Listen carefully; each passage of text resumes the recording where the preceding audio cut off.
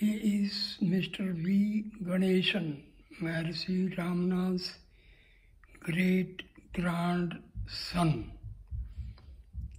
He is a true, realized soul. I met him in Tiruvannamalai in 2019. He is a great Advaitic Vedantist. He is a true follower of Advait Vedanta. Just listen what he says.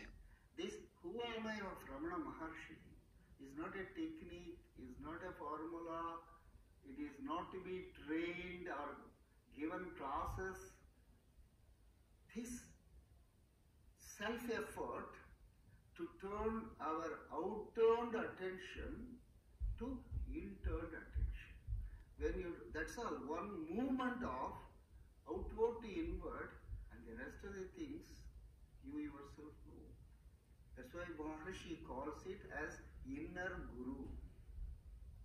The inner guru is within all of us. Maharshi said, who is that inner guru? Not another small imp seated in your heart. This is the happiness. See. He is another grandson of Maharshi Ramana.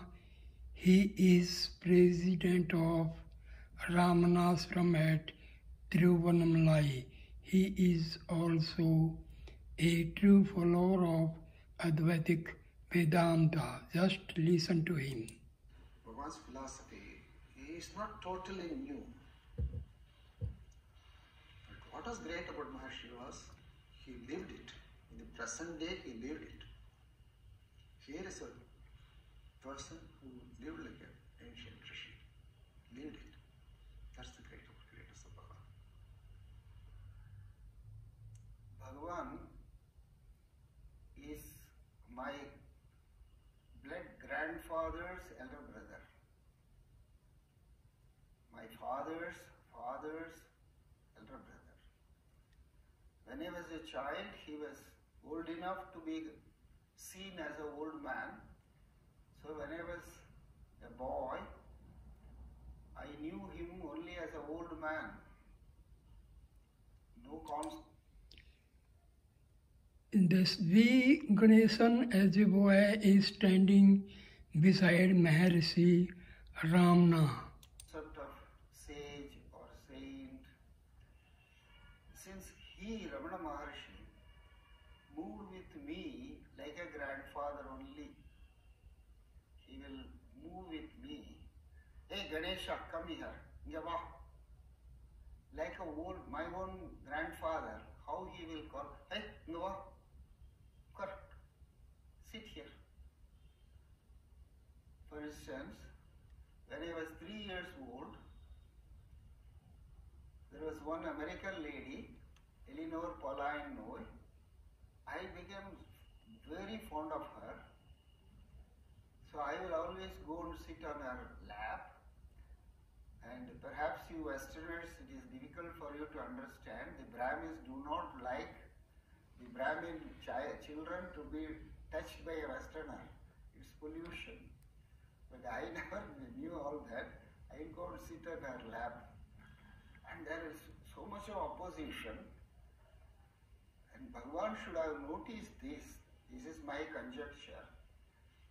So we were living in the town. So one day when I came running to Bhagavan.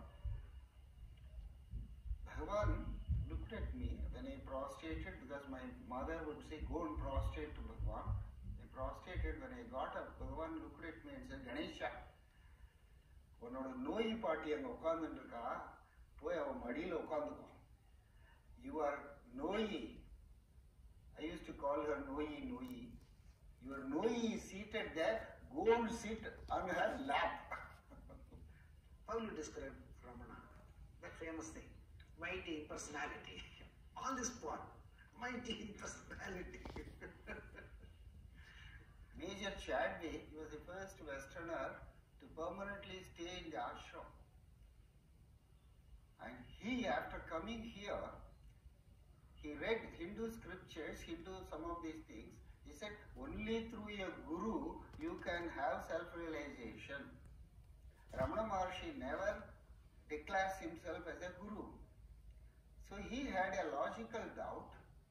Have I given up everything to come here to you, Bhagavan, to be told you are not the guru? What will happen to me? Maharshi's answer was, who has all these doubts? Major Chandy, he was really great.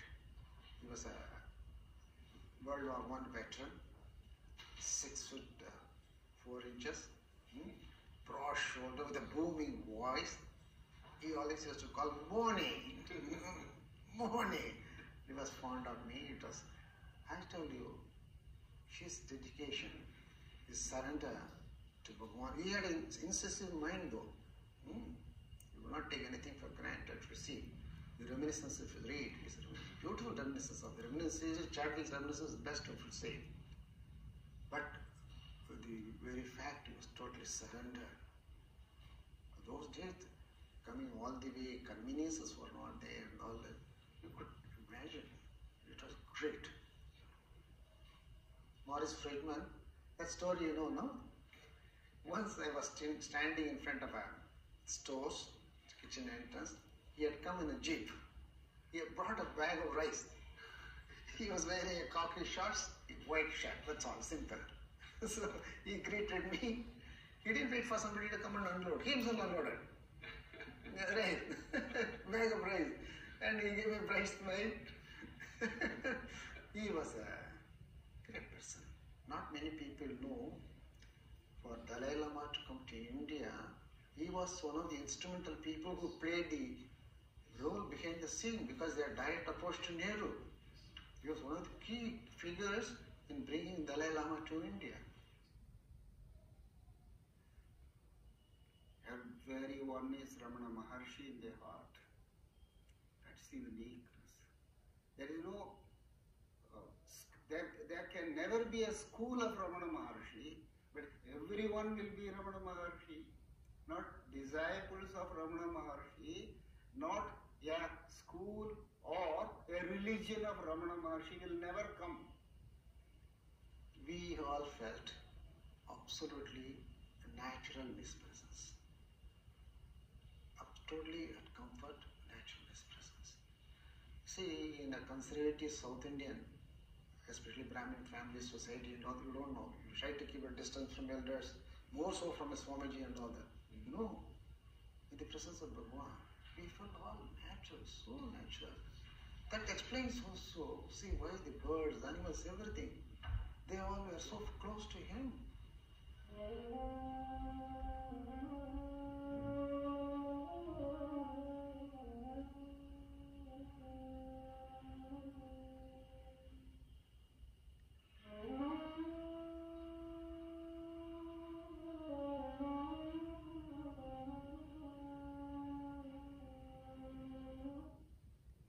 One day as a boy, I was in the old hall, meditation. Bit of a buzz. Lakshmi is coming, Lakshmi is coming. See, cow Lakshmi, now and then when she feels like seeing Bhagavan, she will just come. Even if the rope is there, she will drive her. You know, she... This cow Lakshmi got liberation through Maharshi Ramana. Maharshi Ramana declared that cow Lakshmi had got liberated. She will come. She came. She went close to him. She doesn't stay for a long time. He stroked her head. One banana, he saw that attendant was better. The hall was full. Quite a few people were there. She just came, just stood by him for a few minutes, took a dignified manner, took a banana, and quietly went back. People will mention only Bhagavan was kind to monkeys, dogs or cows. I always make it a special effort to mention about these squirrels, the smallest crawling animal. he did not exclude anything. He did not exclude anything.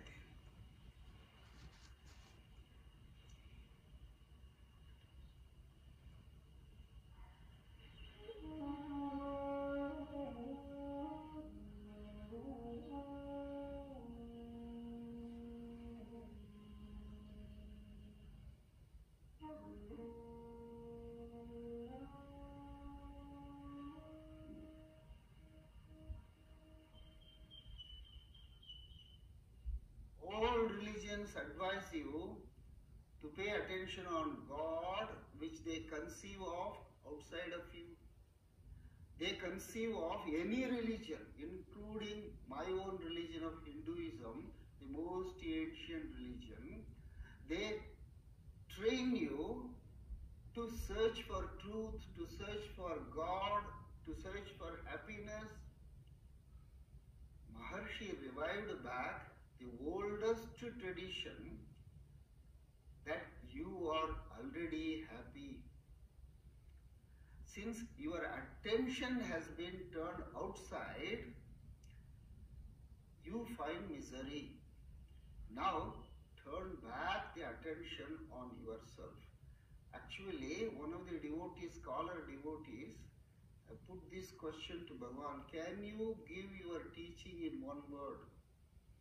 And happily, that was a English dialogue. The person who asked Maharshi, Bhagavan replied in English: attention.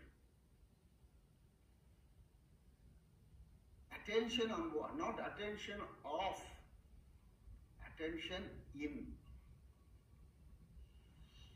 Last week, the famous music director, Ilayaraja, came to me. Adina, did you see the November calendar photograph of Bhagavan? 2012. Yes, a good photograph. See that? They immediately brought and saw. You know the picture we see Bhagavan walking, it's apparently rainy day with an umbrella. Close to the well, just behind him, the wall almirah is there. Wall almirah reflection is there. But Bhagavan's reflection is not there in the picture. What is it? It's amazing. It is not a Photoshop picture. It's a true photograph. In the November photograph you see of 2012 calendar. It says, look, he is not the body.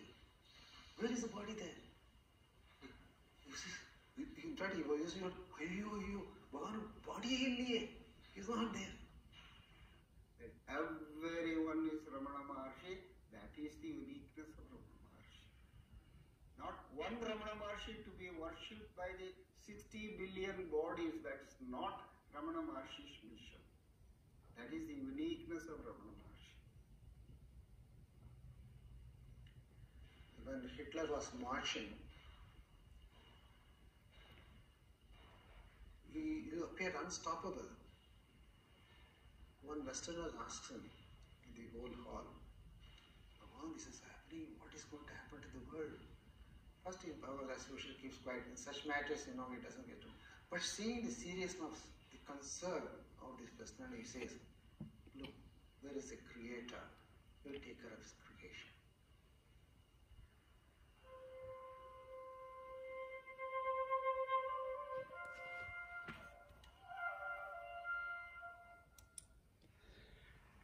This is holy Tiruvannamalai city, and this is one of the oldest temple in India. This is just on the southeastern part of Arunachala Shiva. This is a very vast monument of great Hindu architecture.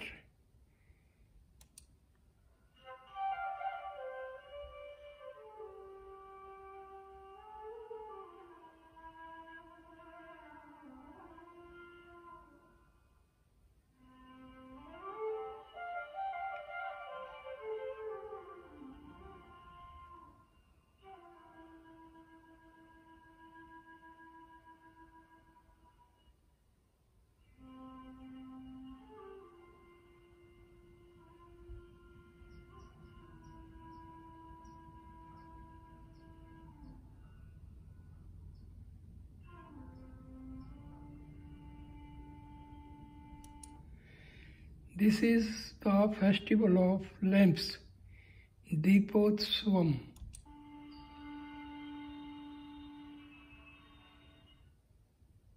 So happiness is Maharshi's teaching. Happiness is our... See, happiness and soul and God, bliss, peace, same thing. No difference between these things. Real state is one of the most famous statement of Ramana Maharshi. It is 100% true. You are timeless, and when you experience timelessness, you are always happy. Morning after breakfast, you will go quietly after that. Only one attendant will come with the commander. So, mainly perhaps because of earlier years, he had neglected his health. So he had developed rheumatism and stiff joints and all that. So leisurely only he could walk. Although he was quite a tall person, beautiful personality, complexion also as his sort of bronzed gold, and some magnetic personality. Apart from the eyes, everybody talks about somehow. So he used to leisurely go up and come down. That I remember. Because as boys, we used to be playing here only because of the motorist. Maharishi is on the walk to Arunachala Hill. Bhagavan comes, it's okay. Then also we were not worried or scared, oh, Bhagavan is coming, keep it, no. But we'll see, that's it. We'll see. Somebody wrote a book. He is Mr. David Goldman. He was a great admirer of Maharshi Ramana. He has written many good books on Maharshi Ramana. A Vedantic scholar, Shankara and Einstein, or was it Maya and Einstein, sent it to Ramana Ashram and then came to talk to Ramana. And then he asked, have you read my book? And Ramana said, yes. And, well, what do you think of it? And Bhagavan picked up on this analogy of two different observers in different places seeing and perceiving different things. He said, I don't accept that analogy because I know there are two different observers in two different places. That's your idea, that you are one observer in one place, seeing the world, therefore you project onto all the other people you see in your own projected world that they are also observers looking at a world. He said that's completely wrong. There aren't a multitude of observers, there's just you. It's extraordinarily solipsistic. So he said you can't formulate a theory that I will accept that includes independent, separate observers. He said there aren't any observers, not even one. Look, sitting in the old dining hall, I have observed, we used to quietly watch. I have seen that everybody.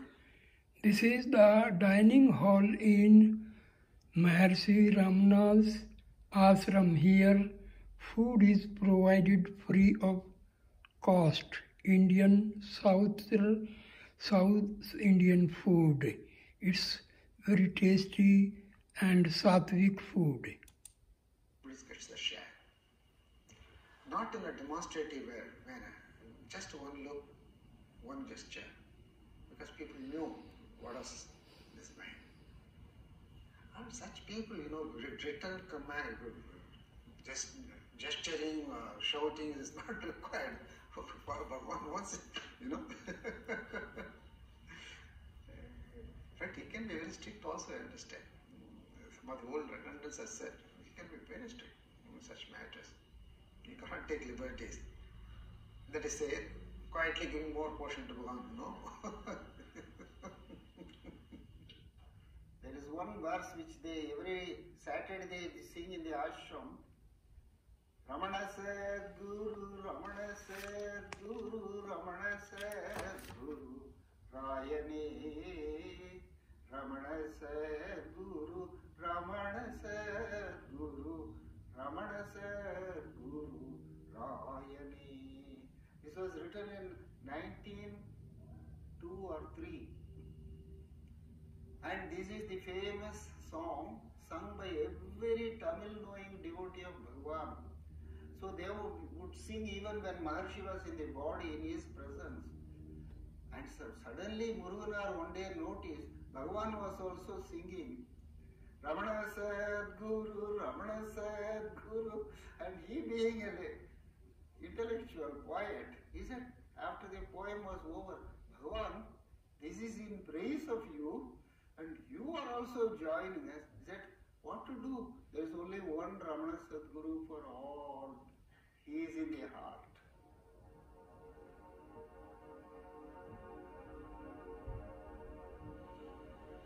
Bhagavan's major surgery in December 1949.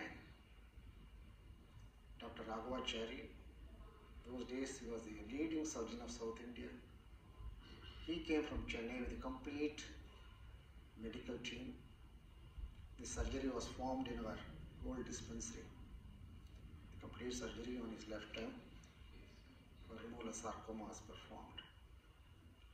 They had just introduced the surgery procedure, electric scalpel. So with electrics was small, so that, and but clean it was, pink, red it was. So, but then the main thing was Bhagavan's expression, Bhagavan's look on the face. The same indrawn, distant horizon. Same look. Absolutely, you can't see anything on the face. Pain or nothing, no expression. Same, certainly, absolutely serene face. You saw. Absolutely. Then Raghavachari connection, doctor, he served his tenure in the government hospital, retired and all that. Then Ashram got lost in touch with him. Much later we came to know he's still alive. So I got his address. I went to see him. Impressive personality, tall, very elegant gentleman, elderly by that time. I asked him, sir, you had performed an operation on Bhagavan. What was your impression, sir? He slowly, calmly said, throughout the operation, no, two things he clarified. One, is a general feeling Bhagavan never took anesthesia. That is not correct. But what was for such a major surgery, general anesthesia was required. Bhagavan refused. Then I asked him at least local anesthesia, that he permitted. With local anesthesia, we performed the major surgery. So throughout, he was alert and awake. There are absolutely no changes. No change in his face. Throughout the surgery. Then I added also, I am a hardened surgeon. Throughout my life, I have seen so much of blood, suffering, pain and all that. But this was a revelation to me. That human being can transcend the body. That day I could see Bhagavan. Even the last moments, Muruganar, the senior-most devotee, who was feeling that Ramana Maharshi is going to die, he cried and cried before Bhagavan in the Nirvana room. Bhagavan said, I have told you many times, if you identify Ramana Maharshi with this body, you are going to be disappointed. But Muruganar replied back, I know that Bhagavan, but still... He is Muruganar, Bhagavan Ramana Maharshi's direct disciple. He was a poet, a great scholar of Tamil language. I am not able to. Do you know, Muruganar, why you are identifying again and again Ramana Maharshi to this body? He pointed out his body. Because you have not released yourself by identifying with your body as Muruganar. That was Muruganar's final initiation. Amazing, no? This modern times, such a human being has lived with us in the very recent past.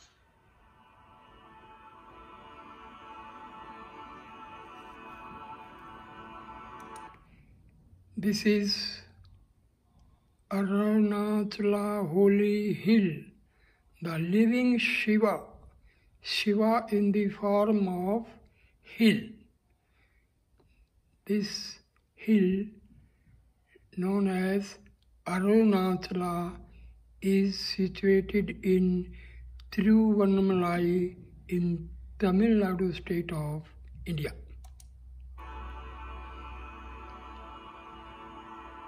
Sri Ramana did not just give out practical advice. He was an immense spiritual dynamo who could use his power and his presence to eradicate the false ideas his visitors had about themselves, and then show them the reality of who they truly were. This is the role and function of the true Guru, to dispel the darkness of individual ignorance and reveal the true abiding state of what remains when that ignorance has vanished.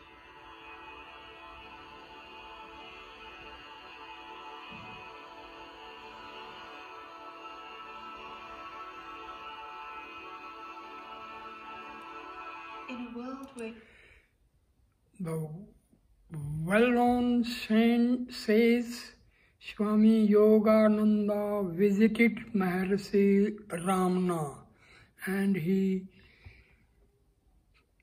got some queries solved by Maharshi Ramana.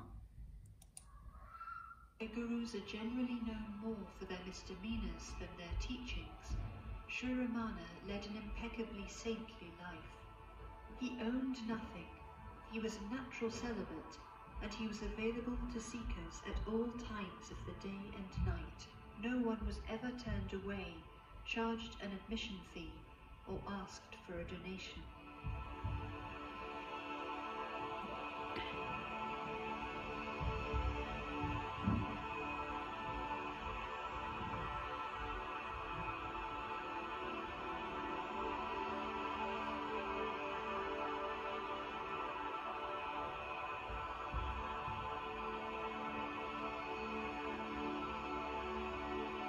Though Sri Ramana is no longer teaching through a body in Tiruvannamalai, his presence is still felt by those who are actively trying to put his teachings into practice. His loving and liberating power still flows into those who follow his practical advice.